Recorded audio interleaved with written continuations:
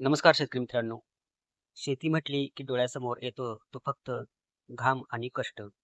पण आजचा काळ बदललाय. आजची शेती ही फक्त कष्टाची राहिलेली नाही, तर ती स्मार्ट आणि डिजिटल होत आहे.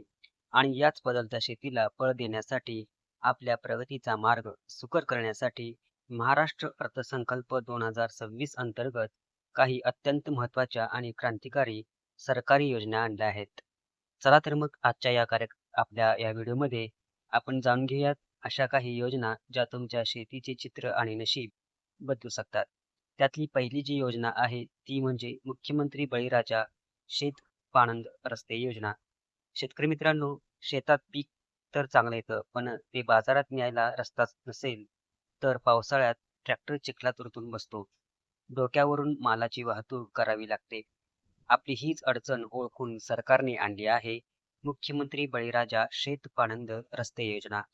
या योजनेच्या माध्यमातून तुमच्या शेताकडे जाणारे पारंपरिक पाणंद रस्ते आणि पाऊलवाटा आता बारमाही आणि पक्क्या केल्या जाणार आहे. यामुळे काय होईल तर तुमच्या वाहतुकीचा खर्च वाचेल आणि ऐन पावसाळ्यातही तुमचा माल सुरक्षितपणे बाजारात पोहोचेल. आहे ना मग ही आपल्या हक्काच्या रस्त्याची योजना. दुसरी योजना आहे महाराष्ट्र नैसर्गिक शेती अभियान. तर आज रासायनिक खतांच्या आणि कीटकनाशकांच्या वाढत्या किमतीमुळे शेतीचा खर्च आभाळाला भिडला आहे आणि दुसरीकडे जमिनीचा पोतही बिघडत चालला आहे. यावर रामबाण उपाय म्हणजे महाराष्ट्र नैसर्गिक शेती अभियान. या अभियानाअंतर्गत सरकार रासायनिक शेतीकडून आपल्याला सेंद्रिय आणि नैसर्गिक शेतीकडे नेणार आहे.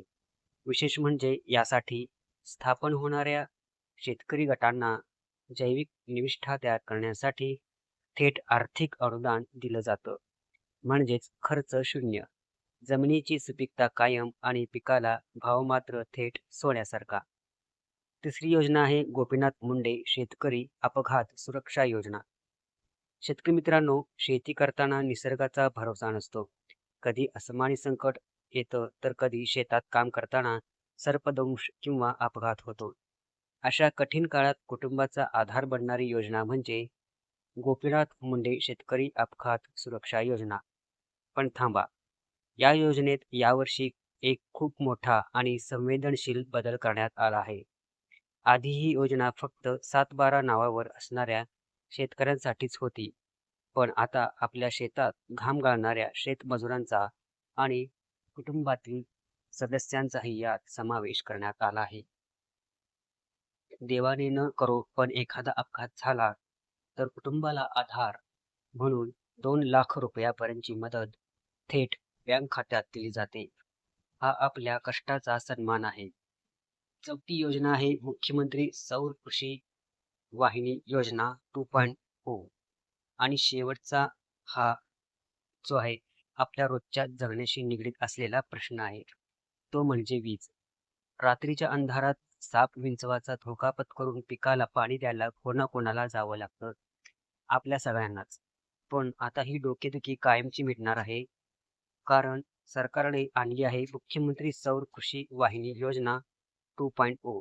या योजनेचे थेट उद्दिष्ट आहे आपल्या शेती पंपांना रात्रीऐवजी दिवसा सलग 8 तास हक्काची वीज देणे. आता शेती सुखाची होणार, कारण पाणी दिवसा मिळणार. शेतकरी बांधवांनो, योजना तर खूप छान आहेत, पण याचा लाभ कधी मिळणार? जेव्हा आपण जागृत होऊ. या सर्व योजनांचा लाभ घेण्यासाठी आजच महा-डी-बी-टी पोर्टलवर जाऊन आवश्यक कागदपत्रांसह नोंदणी करा. माहिती तंत्रज्ञानाची साथ सरकारी योजनांची. आता वेळ आली आहे आपल्या बळीराजाच्या प्रगतीची. मला खात्री आहे की ही माहिती तुमच्या शेतीसाठी नक्कीच फायदेशीर ठरेल. तुम्ही सर्वांनी ही माहिती शांतपणे जी आहे ती विचारात घेतली असेल, त्याबद्दल तुमचे धन्यवाद. अशाच नवनवीन माहितीसाठी आपल्या पीक पाणी या चॅनलला सबस्क्राईब करा. धन्यवाद.